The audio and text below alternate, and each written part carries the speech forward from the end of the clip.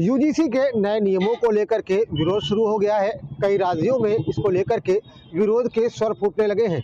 छात्रों के साथ साथ कई संगठन भी इसका विरोध कर रहे हैं। उत्तर प्रदेश, झारखंड, बिहार जैसे राज्यों में इसका विरोध हो रहा है। दरअसल कहा जा रहा है कि इस कानून के बाद अब जनरल परेशान होंगे, जनरल कैटेगरी के लोग परेशान होंगे। दरअसल अभी तक जो कमेटी थी उसमें ये माना जाता था कि ओबीसी के लोग भी तमाम लोगों को परेशान कर सकते हैं, उनके साथ भेदभाव कर सकते हैं, लेकिन अब ओबीसी को भी एससी एसटी के साथ में शामिल कर लिया गया। कानपुर में कुछ लोग हमारे साथ में हैं, उनसे बात करते हैं और समझने की कोशिश करते हैं कि आखिर वो इस मुद्दे को लेकर क्या समझते हैं और किस तरीके का परिवर्तन देख रहे हैं इस नियम के लागू हो जाने के बाद।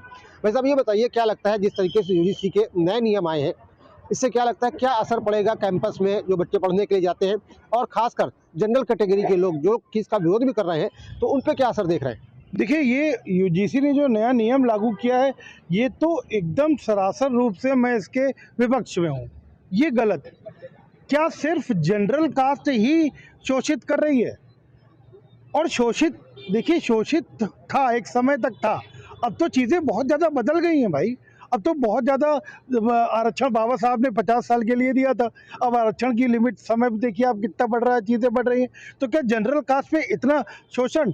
अब आप इस मुद्दे पे आप जनरल को नहीं सोचते, और ये जो नियम बनाया है इससे तो और भेदभाव बढ़ेगा, और ज़्यादा कुंठित होंगे लोग भाई। अभी कम से कम ओबीसी वाले लोग भी साथ में थे तो थोड़ी संख्या ज़्यादा होती है, लेकिन जब सिर्फ जनरल पे अत्याचार होगा तो दिक्कत बढ़नी है ना। हर कॉलेज कैंपस में जातिवाद को बढ़ावा मिलेगा। तो मैं तो कहता हूँ यूजीसी को इस पर रोल बैक होना चाहिए। तो जब आपको भी लगता है कि भेदभाव खत्म करने की बजाय इस नियम से भेदभाव बढ़ेगा? मैं एक अधिवक्ता के तौर पर देखूं तो ये आप जो कह रहे हैं कि इसमें थोड़ा एक वर्ग विशेष को टारगेट किया गया है, सिर्फ सामान्य कैटेगरी के लोग ही इसमें शामिल किए गए। तो ये जो ओबीसी को इसमें शामिल किया गया, प्लीज़ इसको रोल बैक करें, क्योंकि मैंने कुछ केस डायरीज में देखा कि उसमें पिछड़ी जातियों के लोगों ने भी अत्याचार किया है एससी एसटी पर। तो आई थिंक इसे रोल बैक होना चाहिए। कॉलेज कैंपस को लेकर के ये पूरा नियम कानून सामने आया है, जिसमें कहा जा रहा है कि जनरल कैटेगरी के जो लोग हैं वो अब निशाने पर आ गए हैं। आप कैसे देखते हैं जो पूरा नियम इसको? इससे भेदभाव बढ़ रहा है। अगर इस प्रकार की जात जात में आप बांटेंगे, विभिन्न प्रकार की स्थितियां बनाएंगे, तो अगर एक शोषण करेंगे तो समस्याएं तो होंगी। मतलब आप बताइए, जिस तरीके से कैंपस को लेकर के नियम कानून लागू होने जा रहे हैं और यूजीसी ने जो नए नियम कानून लेकर के आए, उससे क्या लगता है कि भेदभाव कैंपस में खत्म होगा? देखिए, एक तो धर्मनिरपेक्ष राष्ट्र है, ये तो मान के चलना चाहिए। दूसरा, जनरल पब्लिक के लिए ये भेदभाव इससे बढ़ेगा। कमेटी को अपने डिसीजंस को एक बार देखना चाहिए, रिव्यू करना चाहिए इसको, कि आम पब्लिक पे इसका असर न पड़े। आपको क्यों ऐसा लगता है कि भेदभाव बढ़ेगा इससे? कि शुरू से ही जब रहा है, जातिवादी कभी होना नहीं चाहिए। अब आपने उसको और बढ़ावा दे दिया है, तो इससे पूरी चांसेस हैं कि बढ़ने के चांसेस ज़्यादा हैं। ऐसा आपको क्या लगता है कि जिस तरीके से यूजीसी के नए नियम आए हैं, पुराने नियमों में बदलाव करके संशोधन करके नए नियम लाए हैं, तो अब इससे क्या कैंपस में सुधार होगा? जो भेदभाव होता था वो खत्म हो जाएगा या भेदभाव और ज़्यादा बढ़ेगा इससे? सर, ये नया नियम जो है उससे तो ये लग रहा है तो इससे भेदभाव ज़्यादा ही बढ़ेगा, और यूजीसी ने जो ये नियम लाया है ओबीसी को इसको बाहर करना चाहिए हमारे हिसाब से। ऐसा आप क्या समझते हैं इन नियम को लेकर के जो नए नियम आए हैं, और कहा जा रहा है कि ओबीसी भी जो है वो शिकायत कर सकेंगे जनरल कैटेगरी के खिलाफ कि उनके साथ भेदभाव हो रहा है?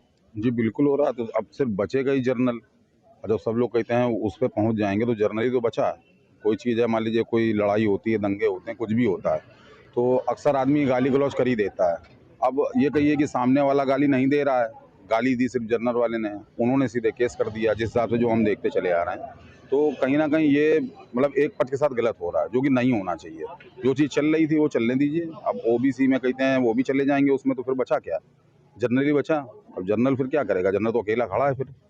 तो मेरा बस यही राय है कि ये चीज़ नहीं होनी चाहिए जो भी हो रही है। कैंपस में किसी तरीके का भेदभाव ना हो, लैंगिक भेदभाव ना हो, इसके अलावा जाति आधारित भेदभाव ना हो, इसको लेकर के तमाम लंबे समय से काम होता रहा है। अब जो नए नियम आए हैं उनको लेकर के क्या समझते हैं आप? नए नियम जो आए हुए हैं ये काफ़ी, पहले से एससी था, अब ओबीसी भी आ गया है, इसलिए जो समान वर्ग है अब बहुत ज़्यादा पीड़ित है। अब वो परेशान हो गया है कि उसको कहीं वो रास्ता ही नहीं मिल रहा है।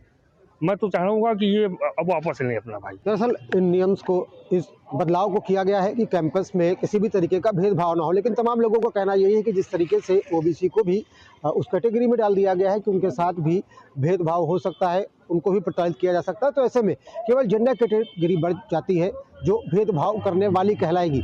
ऐसे में तमाम लोगों का गुस्सा होना लाजमी है। उनका कहना है कि पहले से ही आरक्षण के रूप में लोगों को प्रताड़ित किया जा रहा है। अब कैंपस के अंदर अगर इस तरीके की गतिविधियां होंगी तो कहीं ना कहीं जनरल कैटेगरी की लोगों की पढ़ाई पर भी फर्क पड़ता हुआ दिखाई पड़ेगा और वो प्रताड़ित होंगे। आपके मोबाइल पर तुरंत आएगी ब्रेकिंग न्यूज। स्क्रीन पर सबसे पहले दिखेगी बड़ी खबर। देश दुनिया की हर खबर एक जगह। अब आपके मोबाइल पर तुरंत फटाफट इंस्टॉल कीजिए न्यूज नेशन ऐप और रखिए खुद को अपडेट।